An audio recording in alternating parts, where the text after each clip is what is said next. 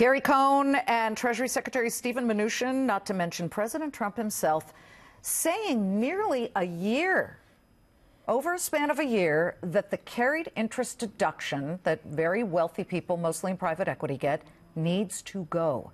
But both the House and the Senate tax plans have failed to curtail the tax break for the one group who takes advantage of it most, the private equity firms. Did the powerful D.C. lobbyists who represent this group pull off the coup of the century?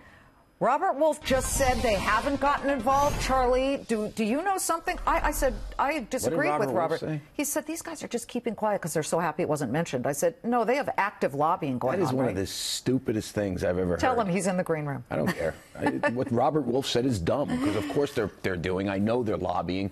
By the way, now I know why they called Gary Cohn Daddy Warbucks. Why? He actually looks like it, and he's showering bucks on the private equity business. I get it. We should point out that when this started flying around that Trump was going to curtail the carried interest deduction, I was talking to people in the private equity, various private equity lobby groups, and they were already reaching out.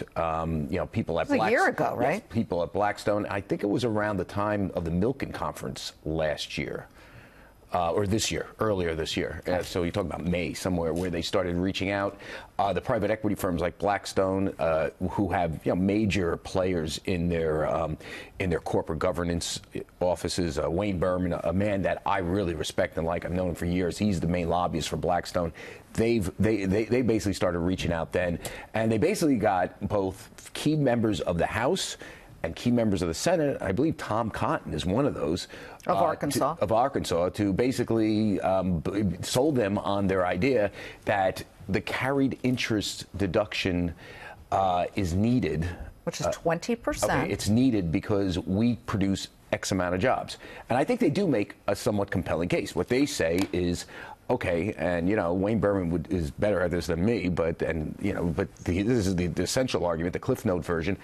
You take an industry that buys crappy companies, essentially, or failing companies, like Dell was failing. Remember, Dell went private, I think, through Blackstone. I could be wrong on that. It was one of the big firms. You take them, they bring them private, they fix everything up, they hold them for a while and fix them up, and they take the good and the bad. Sometimes these investments don't work out, and in 3 years, generally, we spit them out, and we deserve the tax treatment. Then give, and we keep the jobs. Then give mechanics carried interest. They take a broken down car, they may buy it, they fix it up. It takes 6 months or whatever. Right.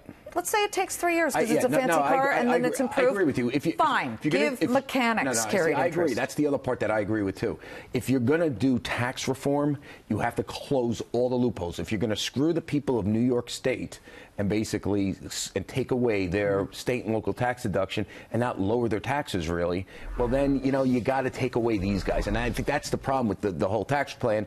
I will say this. What the even worst part about this, Liz, and it's something I keep telling you, is the sort of double talk from Steve Mnuchin and Daddy Warbucks, Gary Cohn. They keep saying that they're taking it away from hedge fund managers.